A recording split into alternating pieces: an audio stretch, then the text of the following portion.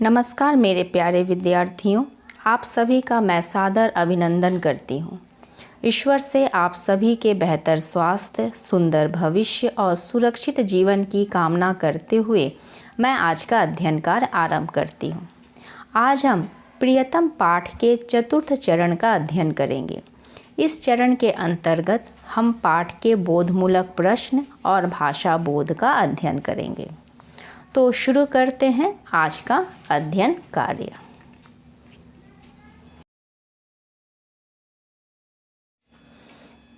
पाठ का बोधमूलक प्रश्न। प्रश्न संख्या 1। नारद जी क्यों परेशान थे? उनकी परेशानी का समाधान किस प्रकार हुआ?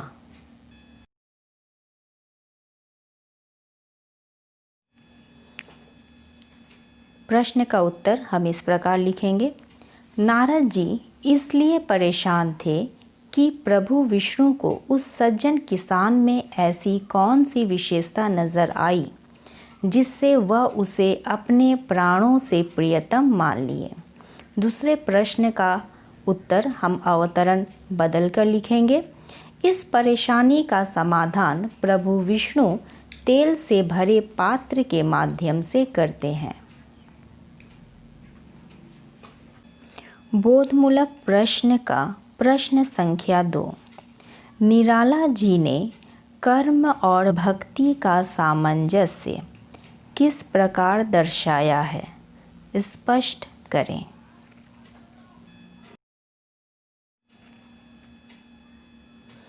इस प्रश्न का उत्तर हम इस प्रकार लिखेंगे। निराला जी ने कर्म और भक्ति का सामंजस्य सज्जन किसान के जीवन से दर्शाया है। सज्जन किसान अपने कर्म को अपना उत्तरदायित्व समझकर उसका पूर्ण निर्वाह करते हुए भी प्रभु का नाम स्मरण करना नहीं भूलता है।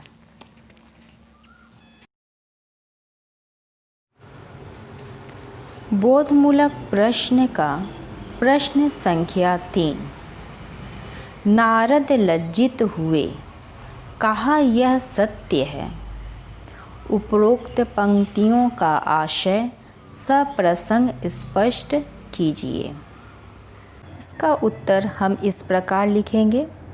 प्रस्तुत उद्धरण का आशय यह है कि जब नारद जी को प्रभु विष्णु द्वारा दिए गए कार्य का रहस्य पता चलता है तो वह लज्जित होकर कहते हैं कि वह सज्जन किसान वास्तव में प्रभु का प्रियतम है, क्योंकि वह प्रभु द्वारा दिए गए कार्य को उत्तरदायित्व के साथ निभाते हुए भी प्रभु का नाम स्मरण करना नहीं भूलता।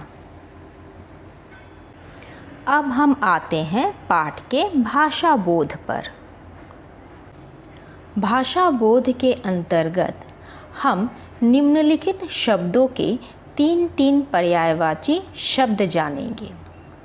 विष्णु, नारायण, लक्ष्मीपति, चक्रपाणि, परीक्षा, इम्तिहान, विवेचन, जांच पड़ताल, प्रातःकाल, सवेरा, भोर, सुबह, इष्ट, आराध्य, पूजनीय, उपास्य, विश्व, संसार, जगत, जग। तो आज का अध्ययन कार्य यहीं समाप्त होता है। फिर हम मिलेंगे एक नए विषय के साथ। तब तक आप सुरक्षित रहें, स्वस्थ रहें। धन्यवाद।